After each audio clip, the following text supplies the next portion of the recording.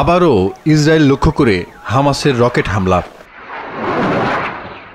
গাজার দক্ষিণাঞ্চলের রাফা ক্রসিংয়ের কাছ থেকে একের পর এক রকেট ছোড়ার এই ভিডিও প্রকাশ করে প্যালেস্টাইনি প্রতিরোধ আন্দোলন হামাস।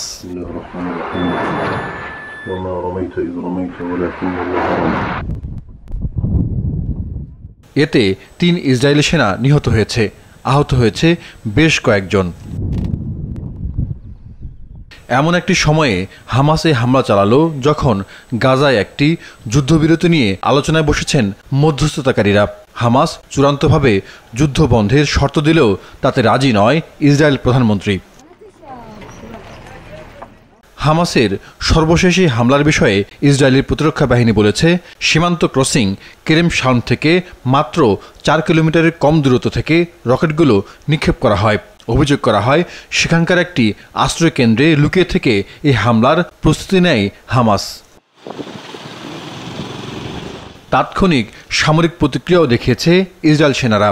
গাজার সন্দেহভাজন জায়গায় যুদ্ধবিমান দিয়ে চালানো হয় অভিযান।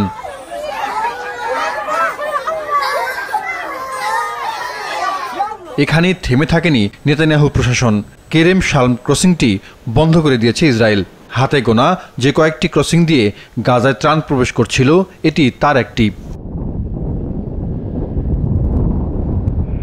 গাজায় নির্বিচার হত্যাকাণ্ডে বিশ্বজুড়ে চলমান নিন্দা আর চুক্তির পক্ষে ইসরায়েল জনগণের মিছিল সমাবেশ সবকিছু মিলিয়ে প্রবল চাপে নেতানিয়াহু সরকার।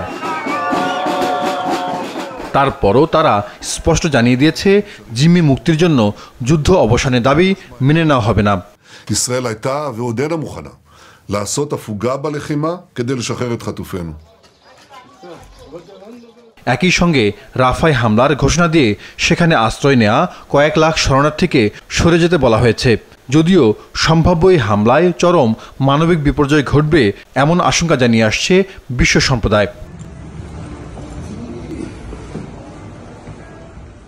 এদিকে জেরুজালেমে টেলিভিশন চ্যানেল আল জাজিরার কার্যালয়ে তল্লাশি চালিয়েছে ইসরায়েলি কর্তৃপক্ষ। গাজা যুদ্ধ চলা অবস্থায় কাতার ভিত্তিক টেলিভিশনটির কার্যক্রম বন্ধের সিদ্ধান্ত নিয়েছিল ইসরায়েলি মন্ত্রিসভা। তবে আল জাজিরা জানিয়েছে, এই হস্তক্ষেপ গাজা যুদ্ধের সংবাদ পরিবেশনাকে বাধাগ্রস্ত করবে না। জাহিদুর রহমান, মাছরাঙ্গা নিউজ ডেস্ক।